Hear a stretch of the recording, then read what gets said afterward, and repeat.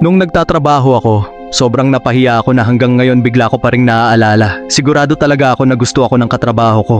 Palagi kaming nagkakatitigan, tumatawa siya sa halos lahat ng sinasabi ko at lagi siyang may dahilan para lumapit at kausapin ako. Kaya sinabi ko sa isang malapit na friend namin na pakiramdam ko may namamagitan sa amin. Pero mali pala ako. Friendly lang pala talaga siya. Gusto ko na lang maglaho sa sobrang hiya. Pero ang mas masakit ay hindi ang rejection. Ang mas masakit ay wala pa akong ideya kung paano basahin ang totoong mga senyales noon. Hinuhulaan ko lang ang lahat. Gumagawa ako ng kwento sa isip ko at umaasang totoo yon. Kaya nagdesisyon akong pag-aralan ito ng mabuti. Binasa ko ang mga research, pinag-aralan ko ang behavioral psychology, at kinausap ko ang mga taong eksperto sa human attraction. At ang natuklasan ko ay tuluyang nagbago sa paraan ng pagbasa ko sa bawat interaction. Bago pa magsalita ang bibig, nagsasalita na ang katawan. Narito ang katotohanang halos walang nagsasabi. Kapag gusto ka ng isang tao, mas nauuna pang malaman yon ng katawan niya kaysa sa bibig niya. Hindi nila ito sinasadyang ipakita. Kusang lumalabas ang maliliit na senyales na halos hindi napapansin dahil nilalampasan ng mga ito ang conscious na pag-iisip. Kailangan mo lang malaman kung ano ang hahanapin. Kaya simulan na natin. Sign number 1, ang eyebrow flash. Nangyayari ito sa loob ng mas mababa pa sa 1/5 bahagi ng 1 segundo. Kapag nakita ng isang tao ang taong talagang ikinatutuwa niyang makita, lalo na kung may attraction siya rito, bahagyang tumataas ang kanyang mga kilay sa unang sandali ng pagkakita. Hindi ito kontrolado, tinatawag ito ng mga psychologist na eyebrow flash at isa ito sa pinakatapat na senyales na kayang ipakita ng mukha ng tao. Hindi mo ito basta kayang i-fake kapag gusto mo lang, kaya sa susunod na makita ka ng taong interesado ka, obserbahan mo ang mukha niya sa unang kalahating segundo bago pa niya makontrol ang sarili niyang reaksyon. Sign number 2, ang mga mata ang unang nagsasabi ng totoo. Natural na napupunta ang tingin natin sa taong naaakit tayo. Kapag pumasok siya sa isang kwarto, halos kusa mo siyang hahanapin ng tingin. Mapapansin mong pasulyap-sulyap sila sa'yo. Mas matagal ang titig kaysa sa normal, o kaya laging naghahanap ng dahilan para mapatingin sa'yo. At kapag ang simpleng eye contact ay tumatagal ng ilang segundo kaysa sa karaniwan, bihira yun na aksidente lang. Senyales yun na nakatutok sa'yo ang buong atensyon nila. Minsan, mas marami pang sinasabi ng mga mata kaysa sa anumang salita. Sign number 3, ang mga paa ang nagsasabi ng katotohanan. Karamihan sa atin ay nakatingin lang sa mukha dahil yon ang pinakamadaling kontrolin. Alam nating may nakamasid kaya kaya nating pigilan ang ekspresyon natin, pero halos walang nag-iisip tungkol sa direksyon ng mga paa. Ayon sa mga body language researcher, ito ang isa sa pinakatapat na bahagi ng katawan dahil bihira itong sinasadyang kontrolin. Kapag may attraction ang isang tao sa'yo, madalas na nakaturo ang mga paa niya sa direksyon mo kahit nasa grupo pa kayo. Kahit may kausap siyang iba, ipinapakita pa rin ng katawan niya kung saan talaga nakatuon ang interes.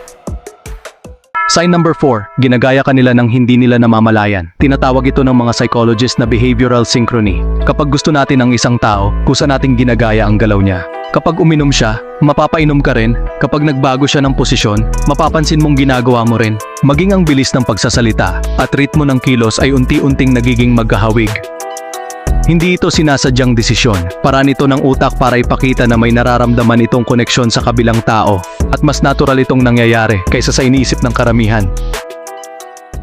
Sign number 5, nauna ang reaksyon ng katawan kaysa sa isip. Dito pumapasok ang biology. Kapag may attraction, dumadami ang adrenaline sa katawan. Dahil dito, mas dumadaloy ang dugo sa pisngi, leeg, at dibdib kaya minsan namumula ang tao. Maaari rin silang magmukhang mas makintab ng kaunti dahil sa banayad na pagpapawis. Kung napapansin mong namumula o parang mas kinakabahan ang isang tao kapag kasama ka, maaaring senyales yon na mas mabilis ang trabaho ng nervous system niya dahil may espesyal siyang nararamdaman sa'yo. Sign number 6, naalala nila kahit ang maliliit na detalye. Pili lang ang mga impormasyong iniingatan ng utak natin. Karamihan sa naririnig natin ay mabilis ding nakakalimutan. Pero kapag naaakit tayo sa isang tao, nagiging mas mahalaga ang bawat detalye tungkol sa kanya. Kaya kung naaalala nila ang paborito mong kape, ang biyaheng minsan mo lang nabanggit, o kung kumusta ang aso mong ikinuwento mo ilang linggo na ang nakalipas, malamang hindi yon aksidente. Ipinapakita lang nito na mas binibigyan ng utak nila ng halaga ang mga sinasabi mo. Kapag may attraction, mas tumitibay ang pag-alala sa maliliit na bagay tungkol sa taong gusto nila. Sign number 7, naghahanap sila ng dahilan para magkaroon ng simpleng paghawak. Hindi ito tungkol sa anumang hindi angkop. Ang tinutukoy dito ay ang mga maliliit at tila aksidenteng paghawak, tulad ng bahagyang pagpatong ng kamay sa balikat habang tumatawa, bahagyang pagdampi ng braso, o magaan na paghawak habang may ipinapaliwanag. Tinatawag ito ng mga psychologist na haptic communication. Ipinapakita ng mga pag-aaral na mas madalas magkaroon ng ganitong hindi sinasadyang physical contact ang mga taong naaakit sa isa't isa. Mukha man itong normal sa paningin, madalas ay may mas malalim itong ipinapahiwatig. Sign number 8, nawawala ang focus nila kapag kasama ka.